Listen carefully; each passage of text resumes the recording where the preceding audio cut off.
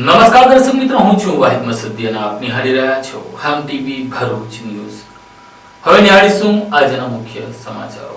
ભરૂચ જિલ્લાના વકીલ bar association દ્વારા ડિસ્ટ્રિક્ટ જજ એચ.આર. ગાંધી સામે વકીલોએ હેરાનગતિ કરતા હોવાના આક્ષેપ સાથે ધરણાનો કાર્યક્રમ કર્યો હતો.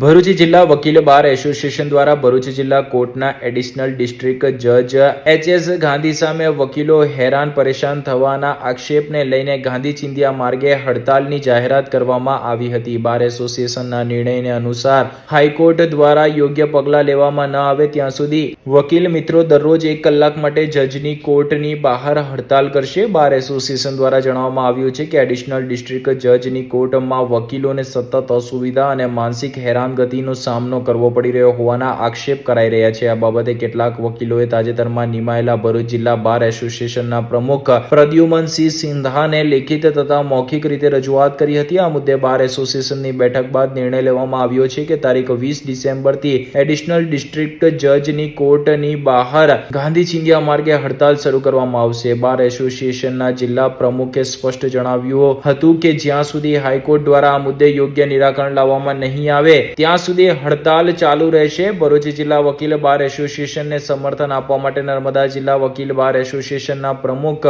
વંદના ભટ્ટ ભરૂચ આવી હડતાલમાં જોડાયા હતા.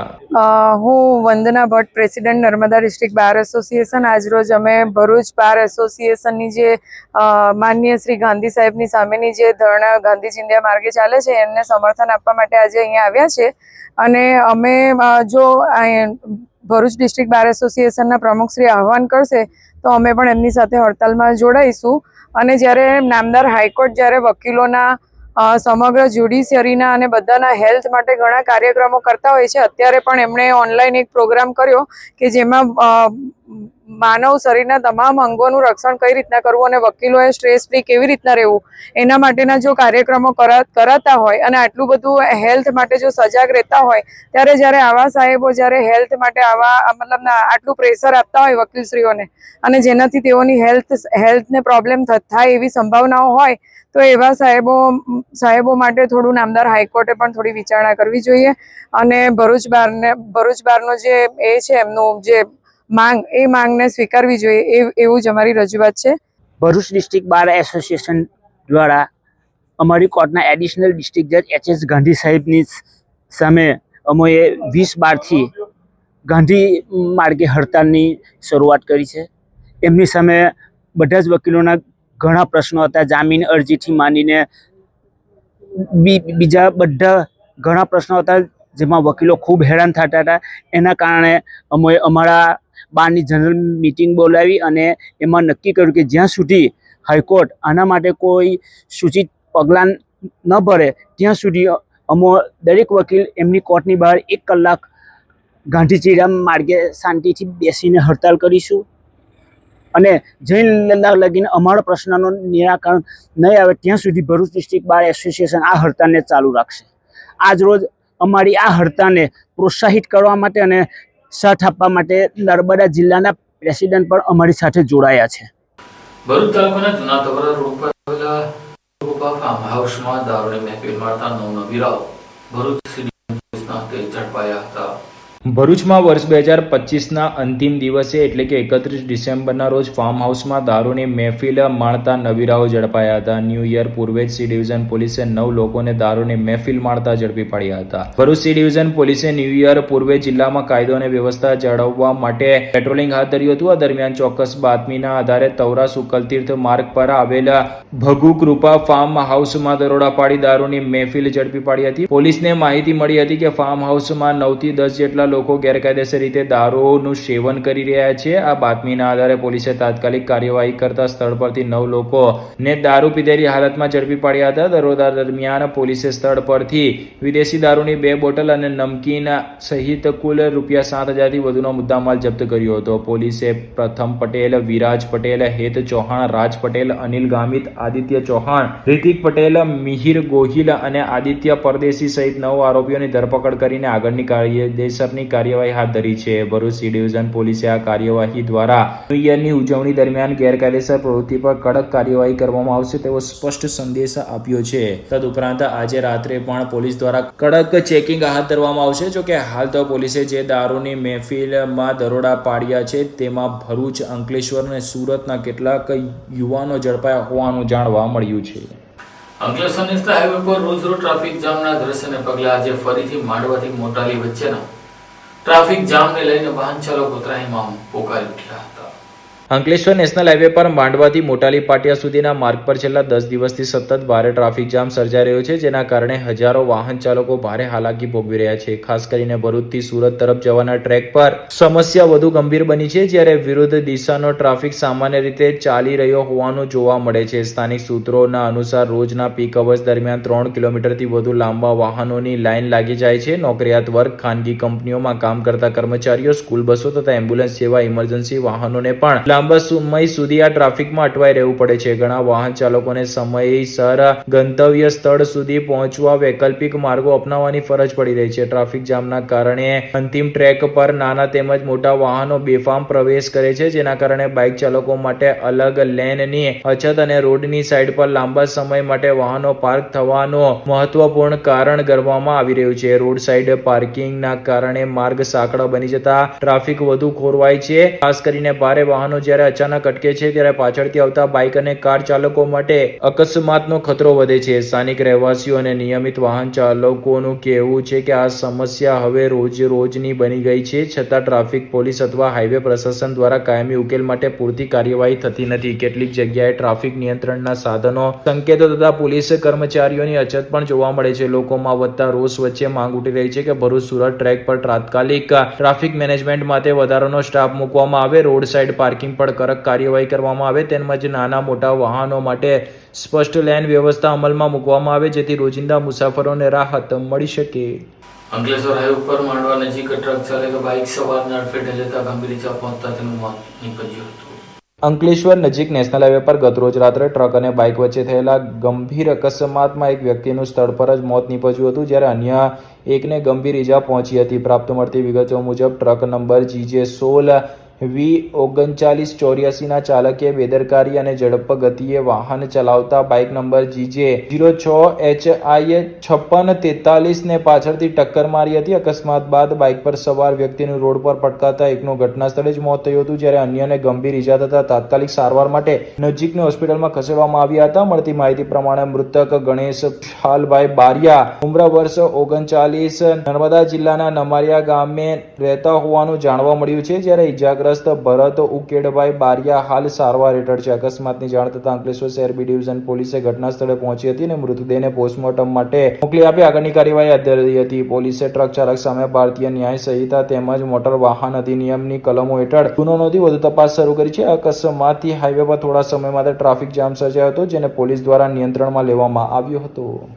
ભરૂચના પાંચબત્તી વિસ્તારમાં આવેલા બીજી ટ્રેડ સેન્ટરનો દાદરનો ભાગ તૂટી પડતા શોપિંગ કોમ્પ્લેક્સના દુકાનદારોમાં દોડધામ મચી હતી.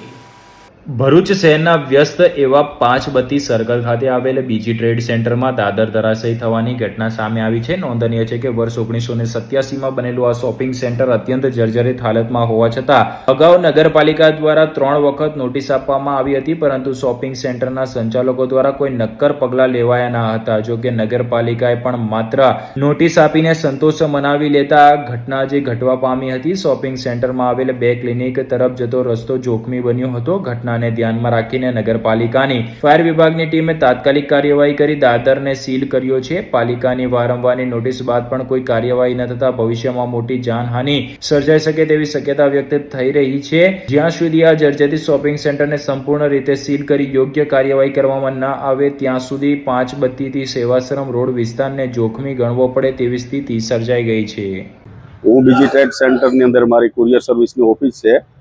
આગળ પણ 4-5 વર્ષ પહેલાં અમારી ઓફિસ ઉપરથી પેલી જે પેરાફિટ કહેવાય એ પડી ગઈ હતી ને નગરપાલિકા તરફથી 3 નોટિસ આવી, છતાં એસોસિએશન પણ કંઈ સતર્ક થતું નથી. હાલ મારી પાછળ જોઈ શકો છો એક ગાબડું પડેલું છે. તો નગરપાલિકાને ખાસ જણાવવાનું કે જવાબદારી પછી તમે કંઈ ને કંઈ આગળ કાર્યવાહી કરો તો જવાબદાર નગરપાલિકા રહેશે અને એસોસિએશન રહેશે બીજી ટ્રેડ સેન્ટરનું. એટલે રિક્વેસ્ટ કરવામાં આવે છે એસોસિએશનને અને નગરપાલિકાને, શોપિંગ સેન્ટરના માલિકોને કે જે જલ્દી સે જલ્દી કંઈક આની કાર્યવાહી કરે. અમે બીજી ટ્રેડમાં મારી ઓફિસ છે નીચે ગ્રાઉન્ડ ફ્લોર પર.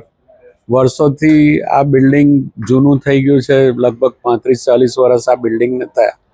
બિલ્ડિંગ તૂટી જવા જેવું થઈ ગયેલું છે. ઘણી જગ્યાએ ઘણી વખત ગાબડા પડ્યા છે. અમે ભરૂચ નગરપાલિકાને ઘણી વખત આ માટે ઇન્ટિમેશન આપી છે.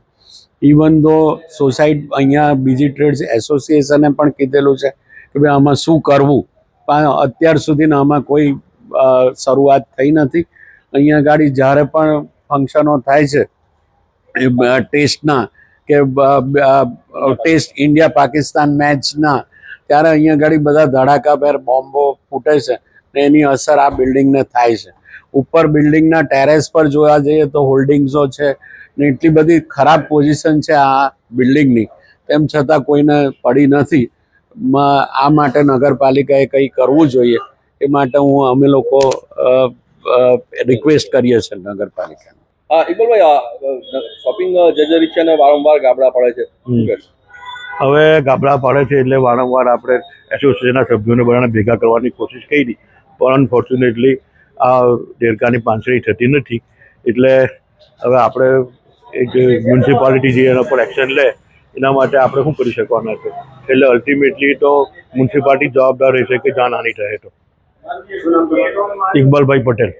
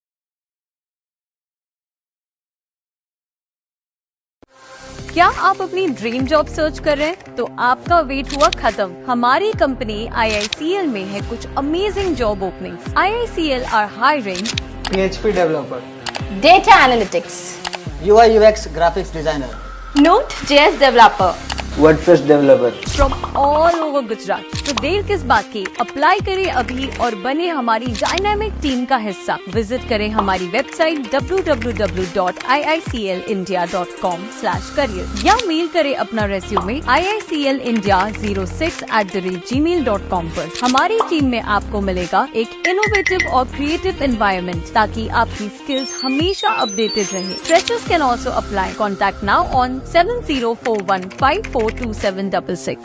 પાનોલી પોલીસે ગુમ થયેલા અથવા ચોરાયેલા મોબાઈલ ફોન શોધી કાઢીને મૂળ માલિકોને પરત કર્યા હતા. પાનોલી પોલીસ સ્ટેશને તેરા તુજકો અર્પણ અભિયાન અંતર્ગત ગુમ અથવા ચોરી થયેલા કુલ ₹85,000ની કિંમતના 4 મોબાઈલ ફોન શોધી કાઢી તેમના મૂળ માલિકોને પરત કર્યા હતા. પોલીસે CEIR central equipment identity registered પોર્ટલનો ઉપયોગ કરીને ગુમ થયેલા મોબાઈલ ફોનને સક્રિય થતા તેમની ટેકનિકલ ટ્રેસિંગ કરી મૂળ માલિકોને ઓળખ મેળવી મોબાઈલ ફોન પરત સોંપ્યા હતા. આ કામગીરીમાં કુલ 4 મોબાઈલ ફોન જેની અંદાજે કિંમત ₹85,000 થાય છે તેને મૂળ માલિકોને પરત કરવામાં આવ્યા હતા. ભરૂચ જિલ્લા વુમન ક્રિકેટ ટીમે નવસારી ખાતે યોજાયેલી જિલ્લા કક્ષાની ફાઇનલ મેચમાં જીત મેળવતા ભરૂચ ક્રિકેટ એસોસિએશન દ્વારા તેઓનું સન્માન કરવામાં આવ્યું હતું. તાજેતરમાં નવસારી ખાતે જિલ્લા કક્ષાની ક્રિકેટ મેચનું આયોજન કરવામાં આવ્યું હતું. આ ક્રિકેટ ટુર્નામેન્ટમાં વિવિધ જિલ્લાઓની ટીમોએ ભાગ લીધો હતો. આ ક્રિકેટ ટુર્નામેન્ટની ફાઇનલ મેચ ભરૂચ જિલ્લા વુમેન્સ ક્રિકેટ ટીમ અને નવસારી વચ્ચે રમાઈ હતી, જેમાં ભરૂચ વુમેન્સ ટીમે ભવ્ય જીત હાંસલ કરી હતી અને પ્રથમ મેચમાં નવસારી વુમેન્સ ટીમે જે ભરૂચ વુમેન્સ ટીમને હરાવી હતી, જેનો બદલો ભરૂચ વુમેન્સ ટીમે ફાઇનલ મેચમાં લીધો હતો. આ ફાઇનલ મેચ જીતનાર ભરૂચ વુમેન્સ ટીમનો આજરોજ ભરૂચના GNFC ક્રિકેટ ગ્રાઉન્ડ ખાતે ભરૂચ જિલ્લા ક્રિકેટ એસોસિએશનના પ્રમુખ દુષ્યંત પટેલ અને સભ્યોએ ભવ્ય સન્માન કર્યું હતું અને તમામ મહિલા ખેલાડીઓને અભિનંદન પાઠવ્યા હતા. મારું નામ કૃપા પ્રજાપતિ છે. અમે નવસારી ગયા હતા, ટુર્નામેન્ટ હતી. એમાં અમે પહેલી મેચ બહુ ખરાબ રીતેથી હારેલા. એ જ ટીમ સાથે અમે ફાઇનલમાં આવ્યા અને એમને જ અમે બહુ જ ખરાબ રીતેથી અમે એમને હરાવ્યા છે. અને અમે બધી જ અમારે બધી જ ટ્રોફીઝ અમે લાવ્યા છે. ચેમ્પિયન્સ છે, મેન ઓફ ધી મેચ છે, બેસ્ટ ફિલ્ડર છે, બેસ્ટ બેટ્સમેન છે, બેસ્ટ બોલર છે. એ રીતે અમે એવું ઈચ્છીએ છીએ કે હવે જેમ જેમ આ બધી સારી ટુર્નામેન્ટ્સ થાય એમને અમે સારું પરફોર્મન્સ કરીએ અને અમે ભરૂચનું નામ આગળ કરીએ. ભરૂચ ક્રિકેટ એસોસિએશનની વુમેન્સ ટીમ હાલ નવસારી ખાતે એક સ્ટેટની જે ટુર્નામેન્ટ હોય છે એવી એક ટુર્નામેન્ટમાં ભરૂચ વુમેન્સ ટીમે ભાગ લીધો હતો. લીગ બેઝ પર આ મેચો ત્યાં રમાઈ અને સમગ્ર ગુજરાતમાંથી લગભગ જેટલી વુમેન્સ પ્લેયર્સ છે બધાએ ભાગ લીધો હતો અને એમાં ભરૂચની BCAની વુમેન્સ ટીમ આપણે ફાઇનલ રમ્યા હતા અને ફાઇનલ ખૂબ સારી રીતે જીત્યા. એ બદલ ભરૂચની વુમેન્સ ટીમને હૃદયથી અભિનંદન આપું છું. સાથે સાથે મેચ એટલી બધી ઇન્ટરેસ્ટિંગ બની હતી કે જે ટીમ જોડે ફક્ત 40 રનમાં એ જ ટુર્નામેન્ટમાં આપણે હારી ગયા હતા અને એ જ ટીમને ફરીથી ફાઇનલ્સની અંદર ખૂબ સારા માર્જિનથી આપણે મેચ જીત્યા છે. બેસ્ટ પ્લેયર હોય, બેસ્ટ ફાસ્ટ બોલર હોય અને બેસ્ટ ફિલ્ડર, આ તમામ ટ્રોફીઝ અને મેન ઓફ ધ મેચ બધી જ ટ્રોફી આપણા ભરૂચની આ દીકરીઓએ પ્રાપ્ત કરી છે. ત્યારે એમનો ઉત્સાહ બેવડાય અને હજુ જે સારા પ્લેયર્સ છે કે જેને વુમેન્સને એમ છે કે ક્રિકેટમાં રમવા ક્યાં જવું, તો ભરૂચ ક્રિકેટ એસોસિએશન દ્વારા આપણે કોચિંગ કેમ્પ પણ ચાલે છે અને આ બધા પ્લેયર્સ જે તૈયાર થયા છે એ બધા કોચિંગ એકેડેમીના પ્લેયર છે. તો અમારા કોચિસને પણ હું અભિનંદન આપું છું અને વિશેષ કરીને આ જે દીકરીઓ છે, જે પ્લેયર્સ છે, તમામને અભિનંદન આપું છું અને એમને એક વાત કહેવા માગું છું કે પહેલી વખત આપણે જીત્યા છે. આ જીત આપણી બરકરાર રહે એવી આપ બધાને ફરીથી અભિનંદન. અંકલેશ્વરમાં પોરબંદરની પરંપરાગત મહેર સમાજના મણિયારે રાસને સૌએ મંત્રમુગ્ધ કર્યા હતા.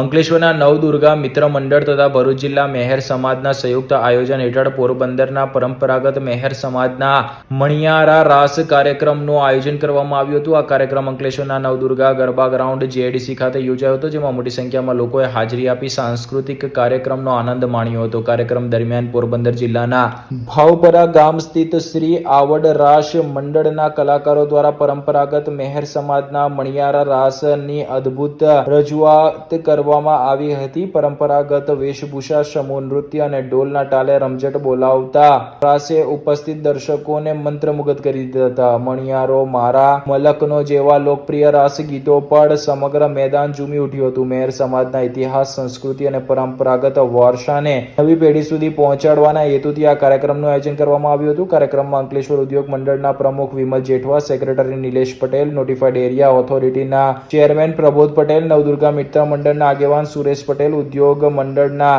ડેનિસ ભૂત, વાલમજી દેસાઈ, ભરત પટેલ તથા ઉદ્યોગ અગ્રણીઓ બળદેવ પ્રજાપતિ સહિતના અગ્રણીઓ ઉપસ્થિત રહ્યા હતા. કાર્યક્રમના અંતે આયોજકોએ ઉપસ્થિત મહેમાનો તથા કલાકારોનો આભાર વ્યક્ત કર્યો હતો. અંકલેશ્વર તાલુકાના નવા દીવા ગામે પ્રતિકાર સાથે બુટલેગર ઝડપાયો હતો. એક બુટલેગર ફરાર થઈ ગયો હતો. અંકલેશ્વર તાલુકાના નવા દીવા ગામે સામજી ફળિયા વિસ્તારમાં પ્રતિબંધિત ભારતીય બનાવટના વિદેશી દારૂનું ગેરકાયદેસર વેચાણ થતું હોવાની બાતમીના આધારે ભરૂચ LCB પોલીસે કાર્યવાહી કરી હતી. આ કાર્યવાહી દરમિયાન પોલીસે એક ઇસમને દારૂના મુદ્દામાલ સાથે ઝડપી પડ્યો હતો, જ્યારે મુખ્ય આરોપી ફરાર હોવાનું જાણવા મળ્યું છે. પોલીસને મળેલ ચોક્કસ બાતમી મુજબ નવા દીવા ગામે પાણીની ટાંકી પાસે રોડની બાજુમાં બાવળની જાળીમાં એક ઇસમ દારૂના વેચાણના ઈરાદે ઊભો હતો.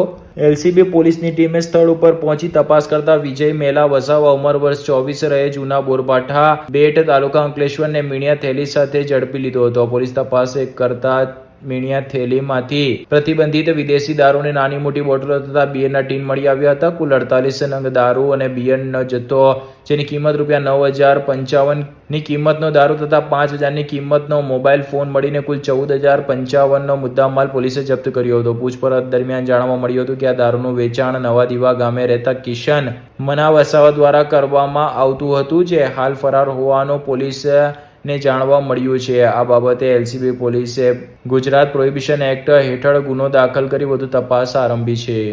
ભરૂચ ક્રિકેટ એસોસિએશન અને જીએનએફસીના સંયુક્ત ઉપક્રમે પ્રથમ વખત અંડર-20 ક્રિકેટ ટુર્નામેન્ટનું આયોજન કરવામાં આવ્યું હતું.